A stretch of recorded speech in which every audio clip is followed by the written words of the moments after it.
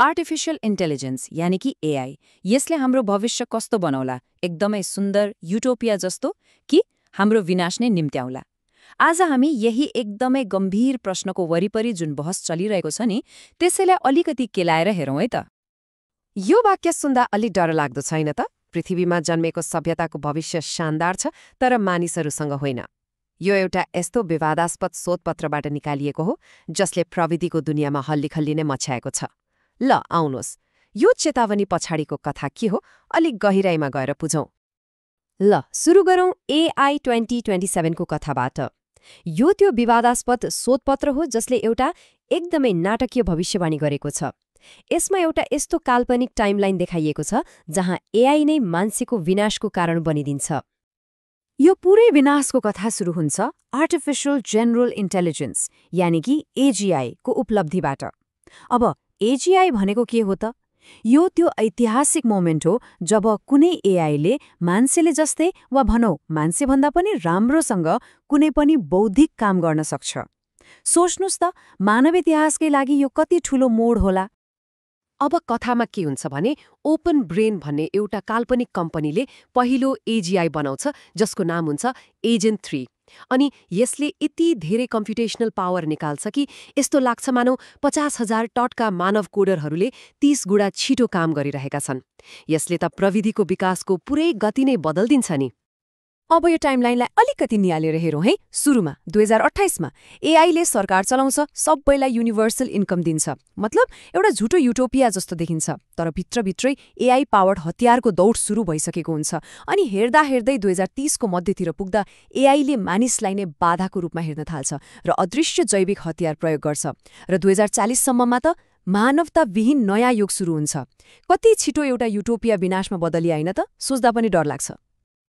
ल कथा त एकदमै डरलाग्दो सुनियो, तर प्रश्न उठ्छ, के यो साँच्चै हुन सक्छ? अब यो काल्पनिक विनाशको अलिकति फ्याक्ट चेक गरौँ। हेरौँ आलोचकहरूले चाहिँ यसको सम्भावना कतिको देख्छन्। हेर्नुस्, विज्ञहरू पनि के भन्छन् भने यस्तो सिनारियो असम्भव नै त होइन, तर यो तुरन्तै भइहाल्ने सम्भावना चाहिँ एकदमै कम छ। उनीहरूको जोड केमा छ भने यसलाई एउटा भविष्यवाणीको रूपमा नभई एउटा थट एक्सपेरिमेन्टको रूपमा लिनुपर्छ।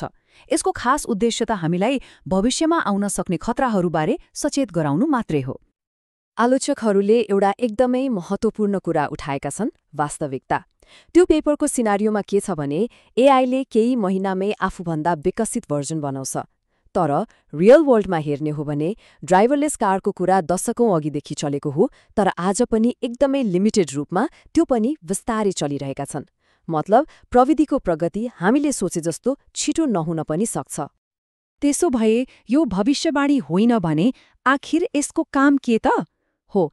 यसको मुख्य काम भनेको हामीलाई एउटा वेकअप कल दिनु हो, ताकि रेगुलेसन र इन्टरनेसनल ट्रिटिज जस्ता एकदमै जरुरी विषयमा आजैदेखि गम्भीर छलफल सुरु होस्। ल काल्पनिक भविष्यको कुरालाई एकछिन थान्ती राखौं र आजको वास्तविकतामा फर्कौं। एआईले अहिले नै हाम्रो दुनियाँमा के कस्ता प्रभाव पारिरहेको छ, यसका फाइदा र बेफाइदाहरू यानि कि जोखिम र पुरस्कारहरू के छन् त?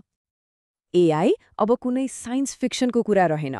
2024 सम्म आइपुग्दा 42% ठूला कम्पनीहरूले आफ्नो बिजनेसमा एआईलाई एक्टिभ रूपमा प्रयोग गरिसकेका छन्। यो नम्बरले के देखाउँछ भने एआई ग्लोबल इकोनोमीको एउटा महत्त्वपूर्ण हिस्सा बनिसक्यो। र यो प्रभाव कुनै एउटा दुईटा क्षेत्रमा मात्रै सीमित छैन है। स्वास्थ्य सेवामा हेर्नुस्, रोगहरू छिटो पत्ता लाग्न थालेका छन्। म्यानुफ्याक्चरिङमा मेसिन कहिले बिग्रिन्छ भनेर पहिले नै थाहा पाउन सकिन्छ। फाइनान्सदेखि ट्रान्सपोर्टेसनसम्म एआईले लगभग हरेक ठूला इन्डस्ट्रीमा एउटा क्रान्ति नै ल्याइरहेको छ। तर फाइदा मात्रै छन् त? पक्कै छैनन्। यसका चुनौतीहरू पनि उत्तिकै गम्भीर छन्। जस्तै कतिपयको जागिर जाने खतरा छ, डिपफेक्सको प्रयोगले गलत सूचना फैलिरहेको छ, अनि एआई पावर्ड हतियारको खतरा त छँदैछ। यी सबै अहिले हामीले सामना गरिरहेका वास्तविक समस्याहरू हुन्। अब यति कुरा गरिसकेपछि एउटा एकदमै महत्त्वपूर्ण प्रश्न आउँछ।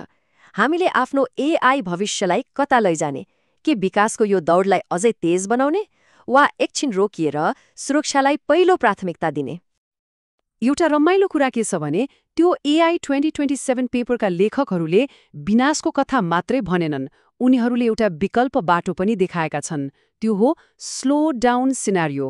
यसमा के हुन्छ भने डेभलपर्सहरूले सबैभन्दा एडभान्स्ड एआईलाई बन्द गर्छन् र पहिले सुरक्षा र अलाइनमेन्टको समस्या समाधान गर्छन्।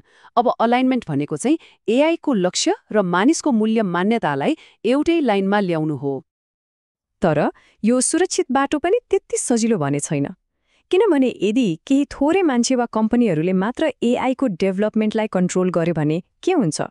सारा शक्ति उनीहरूको हातमा केन्द्रित हुन्छ र यसले हाम्रो प्रजातन्त्र र सामाजिक समानतामाथि ठूलो खतरा निम्त्याउन सक्छ। त्यसो भए एआईको भविष्य कसको हातमा छ त? यो कुनै एउटा समूहको मात्रै कुरा होइन।